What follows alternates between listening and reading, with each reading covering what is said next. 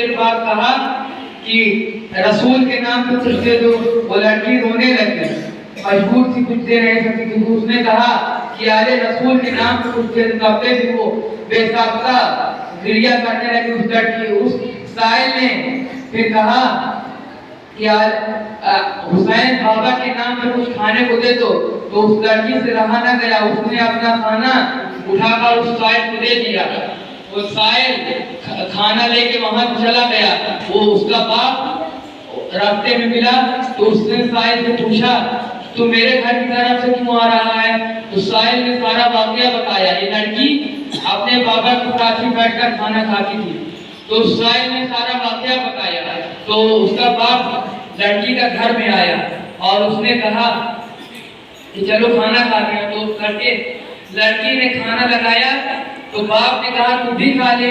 تو کہا بابا مجھے بھوک لگی تھی, میں نے پہلے ہی کھا لیا ہے. اس نے بہت ڈالنا چاہا مگر اس کے باپ نے کہا کہ مجھے اس سائل نے سب کچھ بتا دیا, مجھے اس سائل نے سب کچھ بتا دیا ہے. تو کہتا ہے اس کا باپ کہ تو نے کس ہاتھ میں حسین کے نام پہ کھانا دیا تھا؟ بیوی کی معرفت, بیوی ہماری مدد کو کیسے آئے کہ تو نے اس سائل کو کس ہاتھ میں کھانا دیا تھا حسین کے نام پہ؟ تو لڑکی کہتی ہے کہ میں نے دائیں ہاتھ سے اس سائل کو کھانا دیا تھا. تو اس کے باپ نے اس کے دائیں ہاتھ کو قلم کر دیا اور اسے صبح ایک گھنے جنگل میں چھوڑ آیا تاکہ درندے جانور اس کو کھا لیں. تو لڑکی گھنے جنگل میں اکیلے رونے لگی اور خوف سے بے ہوش ہو گئی. اور جب اسے ہوش آیا تو اس نے کیا دیکھا کہ درندے جانور اسے گھیرے ہوئے ہیں اور اس کے آنسو بہانے پر وہ درندے بھی آنسو بہا رہے ہیں. اور اسی اثنا میں شکاری بادشاہ کا ادھر سے گزر ہوا تو اس بادشاہ نے اس کا ماجرا پوچھا تو اس لڑکی نے سب اپنا حال بتایا. تو لڑکی کو بادشاہ نے شفقت بھری نظروں سے دیکھا اور اپنے ساتھ لے گیا اور ذہن میں رہے اس کا دایاں ہاتھ کاٹ دیا گیا.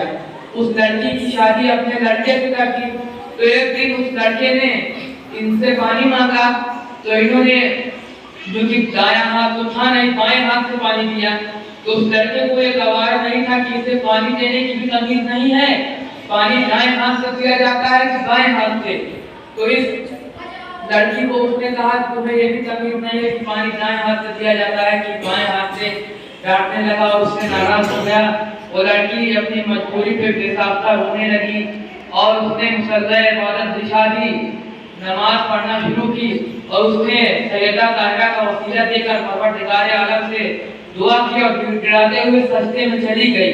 یہی آرزوکاری کرتی رہی. سجدے میں اچانک اسے نیند آ گئی. پھر دیکھتی ہے کہ خواب میں جناب سیدہ آئی ہیں اور اپنے چادر سے اس کا کٹا ہوا ہاتھ نکالتی ہیں اور اس کٹے ہوئے ہاتھ کو واپس جوڑ دیتی ہیں. سلوات